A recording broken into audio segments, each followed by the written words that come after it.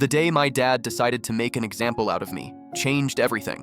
I was 15 when I got caught sneaking out to meet my girlfriend at midnight. Nothing scandalous, just holding hands under streetlights and sharing stolen kisses behind the 7-Eleven. Dad found my bedroom window unlocked and me missing at 2 a.m. The next morning, I expected the usual punishment: grounding, phone confiscated, maybe extra chores. Instead, Dad had a different plan. "Since you want to act like an adult," he said over breakfast, "you'll face adult consequences." That afternoon, he drove me to the busiest intersection in our small town, right in front of the courthouse, where everyone gathered on Saturdays. He pulled a folding chair from the trunk and placed it on the sidewalk. "Sit," he commanded. Then he hung a handmade poster around my neck. In bold red letters, it read, "I disobeyed my parents and snuck out to meet girls. Honk if you think I'm a disappointment." My stomach dropped.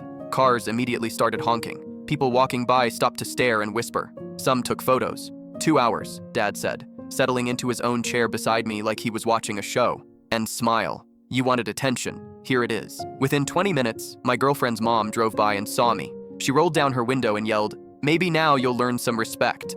My girlfriend texted me later that she wasn't allowed to see me anymore. Friends from school drove past, laughing and recording videos. My chemistry teacher honked 3 times and shook her head. The barber who'd cut my hair since I was 5 gave me a thumbs down. But the worst part wasn't the humiliation. It was watching Dad's face. He was enjoying this. Every honk made him smile wider. When old Mrs. Peterson from our street stopped to lecture me about disappointing my parents, he actually applauded. "This is what happens when you embarrass our family," he announced loudly enough for everyone to hear. "Actions have consequences." After 2 hours, my face was sunburned and my throat was dry from the shame. Dad folded up the chairs like nothing had happened.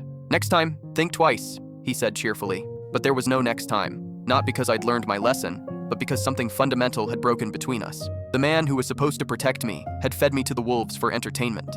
That night, I heard him on the phone with his brother, laughing about my attitude adjustment and how effective public shame could be. He was already planning similar punishments for my younger brother when his time came. I never snuck out again, but not for the reasons Dad hoped. I stopped telling him anything personal. No more asking for advice, sharing problems, or trusting him with secrets. If he could turn my mistake into a community spectacle, what else would he use against me? 6 months later, when I was struggling with depression and needed help, I went to the school counselor instead.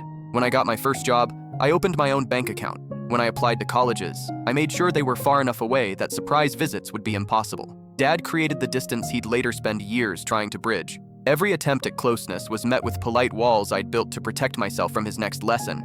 Now, at 23, people ask why I never call home. They don't understand that some betrayals can't be undone with apologies. The day he chose public humiliation over private guidance, he taught me that his reputation mattered more than my dignity. He got his obedient son, just not the relationship he wanted to go with it.